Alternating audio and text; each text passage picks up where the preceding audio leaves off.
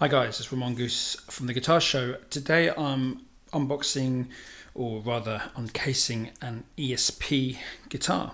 I just got a hold of this guitar and I've always wanted an Explorer. And I don't know if you guys have checked out my history of the Explorer guitar. It's always sort of been an ambition of mine to actually own one. And I know that, for example, the Etude's an amazing guitar player and one of the best band guitarists ever. He favours the 76, I think, and he likes a big sort of baseball neck on them. And I've never really wanted one of those. I don't know why, but I've really wanted one of the 50s Korina wood ones, because I'm guessing, you can put me right if I'm wrong, that those 76s are mahogany. And I've always wanted a Korina one. So I saw this ESP custom shop made guitar going for a song. And there's a reason why you're going to see now. But let's just say it was Korina, and it looked like a 50s spec, late 50s spec Explorer, which is the kind of holy grail that Eric Clapton had one, and the guy from Lynyrd Skynyrd, you're going to kill me for not remembering his name, but all those kind of guys that played the original one. So let's just have a look at this. This case, the thing about this case, and you're not going to be able to know this, but it really does smell of tobacco and nicotine. And I'm not really too bothered. I gave up a long time, but I was a heavy smoker in my 20s, a young musician that I was, and I've given up for many years. So, smoking's, hey, I did it. It's cool, no problem. The case is pretty tatty, so it looks like it's been played. But let's unzip this.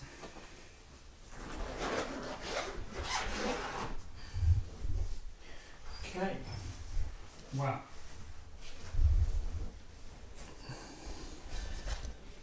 Take this right out. These are always quite a crazy guitars to find a case for, so it's great that we've actually got a case. Okay, here we go. Let's put this down. Wow, well, this thing here looks really interesting. Let's get some close-ups of this. Let's pull the camera. Okay guys, so here we are. I'm going to do some close-ups now. So my first initial thought was, this thing smells so badly of tobacco. I really hope that its owner didn't die of smoking related causes, but I don't know, I've got my suspicions that maybe that sort of finished him off, and maybe his spouse has sold it on. I don't know. But one thing's for sure, it's going to need a bit of work to bring it back to like a late 50s spec. So let's look at the pros. Before we look at the negative, let's look at the positives. The positives are, it's got a bit of original hardware, such as, I'm guessing, these look original. We're going to check that maybe later when we take the thing apart.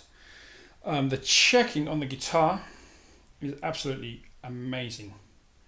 So that's really beautiful. You can see here, just everywhere, it's kind of the crazy paving thing. And you've got to bear in mind, this is not relic. This has actually been somebody's workhorse guitar, and I'm guessing this was used as a kind of a James Hetfield or a Metallica sort of type guitar. The fretboard, that's going to need a bit of work. I'm going to clean this initially, get this cleaned up, because the frets look really, this guy looks like he's just sweated profusely over this whole thing. We've got the scratch plate's been cut here to allow these EMGs into the guitar. These are going to come out. I'm going to put some 50 spec mounts on there. It's got a nice long tenon. I don't know if you can see this, but it's all painted black in here. But it's got a nice long tenon which comes up to right here. So that's going to probably keep the neck stable. So I'm guessing these are the 3 original holes, and these 2 have just been bolted on. There seems to be some kind of a crack here. Yeah, it's like the wood's actually collapsed. So that's pretty fragile. That's going to need to be sorted. There's no strap. There's a strap button here, but that's gone. Okay. Screw tip is missing. Let's go to the headstock. Okay, so these are called navigators because the way ESP worked is when it was a really high-end guitar, after about 1995, the Navigator name or brand was only used for the very, very expensive high-end handmade guitars, okay, which I'm pretty sure this is of that quality. This here as well, this truss rod cover, kind of makes it around about sort of a late 90s, mid 90s, and then they went to kind of a more oval style, which the Tokai use as well and Edwards use. So this is kind of, this would make it around about mid 90s, late 90s.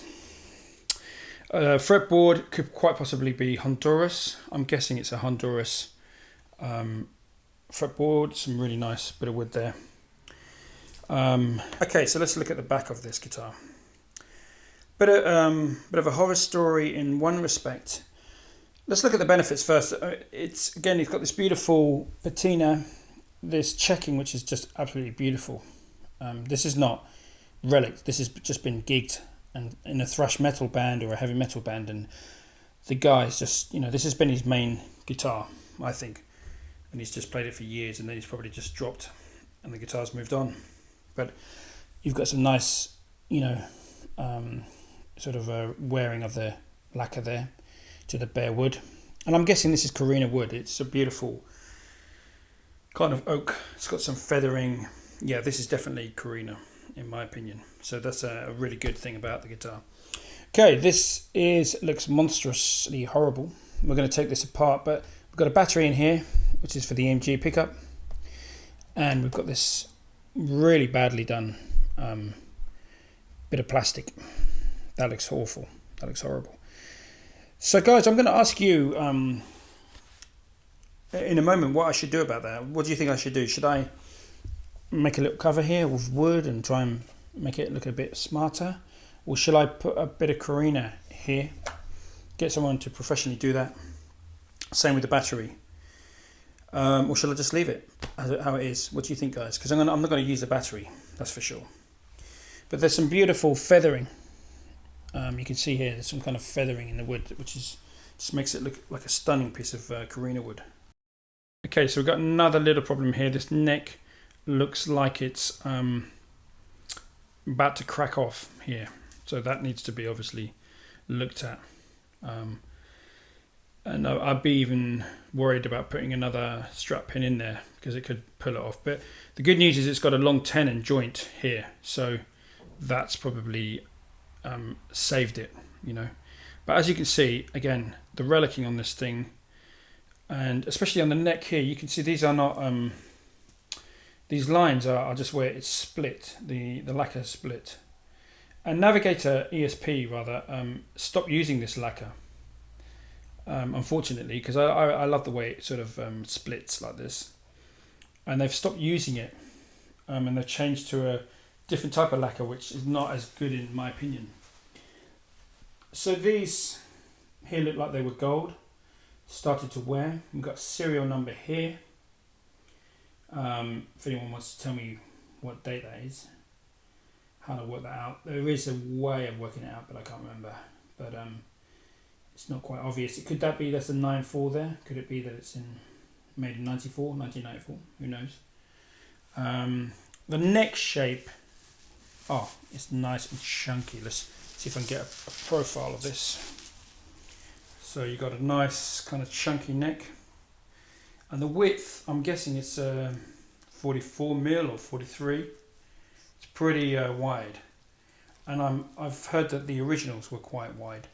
This is not a baseball bat neck, but I think anybody, if they felt this neck, they'd be going, whoa, that's certainly not slim, So it'd be great for doing sort of drop D, drop C type chuggy riffs. But it's nice and wide. It's a very wide fretboard. So, funnily enough, it would make a great jazz guitar. Okay guys, so what I'm going to do now is just clean this guitar up, and then we can take it apart, see what's underneath the scratch plate, take these compartment things off the back, clean the fretboard up, and see what we've got. Okay guys, we've done a bit of cleaning here. I've just used a bit of tissue paper with a little bit of water, damp tissue paper, just to take the nicotine smell of this. I don't really want to go too crazy with this because I don't want to pull the finish off, but you can see here this would be the original finish, and this is the nicotine stained finish. But if you guys have got any suggestions of how maybe I could get it a little bit more like this, but otherwise, do you think I should just leave that? So that's a question I'm going to put to you. And here we've got this problem here where it's almost split, but it's not actually split. I don't know if it is split, maybe it's just a lacquer. But if we look inside here, this basically here, this cavity that they've, this would have been the original cavity would have been here. We can see the black paint. And this cavity here has been routed out for the EMG extra knobs. And this here is literally paper thin, so that's got to be sorted out. This is going to be reinforced.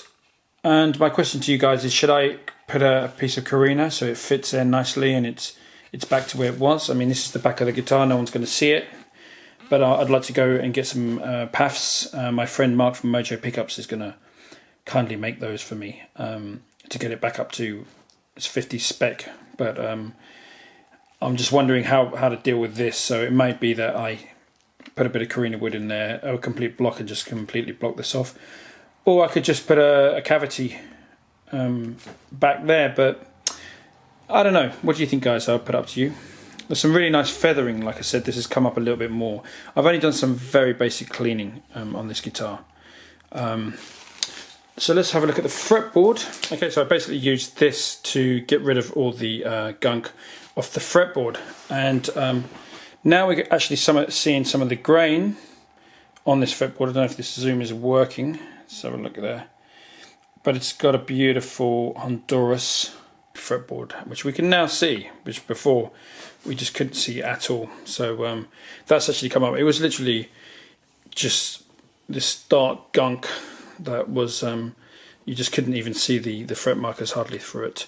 So that's coming up nicely and starting to have a quite nice feel. It feels quite nice. And this thing here is good because it kind of, the frets needed a little bit more polish, as you can see, but I wouldn't recommend this because it can be quite coarse, but it just needed it. It was so, you know, dirty. It's still dirty in between the frets, which might be a problem because that kind of dirt here can push the frets up. So I'm going to get that seen to as well. But at least it's in more or less playable position. At least it's in more playable condition now. So this is the kind of like this is the cavity for the switch, which isn't even employed because it's only got one EMG pickup, which I don't really know what this model of this EMG is. Obviously it needs a battery, but I'll be getting rid of that and going back to 59 specs. I've got to get some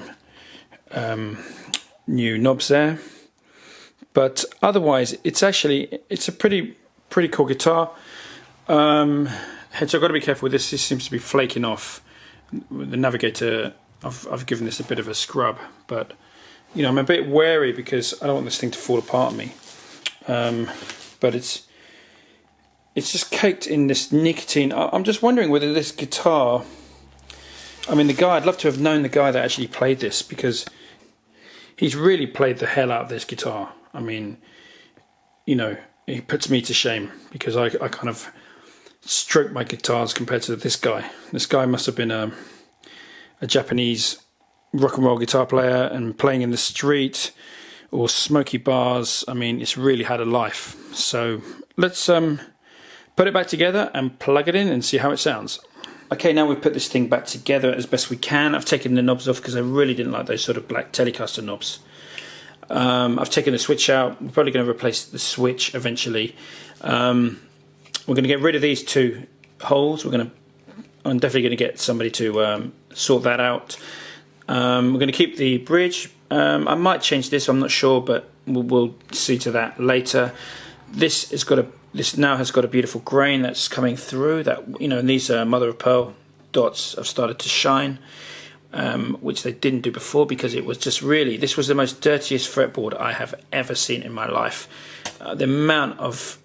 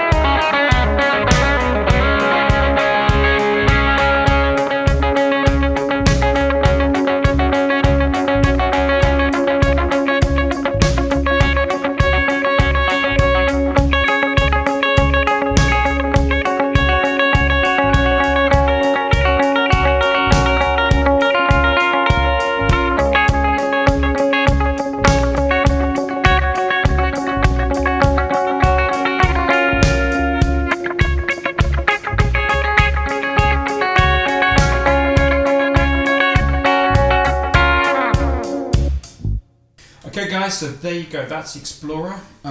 It's an amazing guitar. If you've ever thought about getting one, just get one. They're pretty unique. They sound incredible. You know, I love it. The edge. The edges. I've always been a big fan of the edge, and particularly I like his clean tones. The cleaner, sort of less distorted sounds that he gets out of this thing. And it's really versatile. I think it's going to be a lot more versatile when I've got these Mojo pickups in there. I've made these adjustments. It's going to be more like obviously more like a vintage with the PAFs, but like I said, I'm really very excited about the prospect of this guitar when it's in its full working order. But at the moment it sounds fantastic with the EMG. I'm actually surprised any EMG fans out there.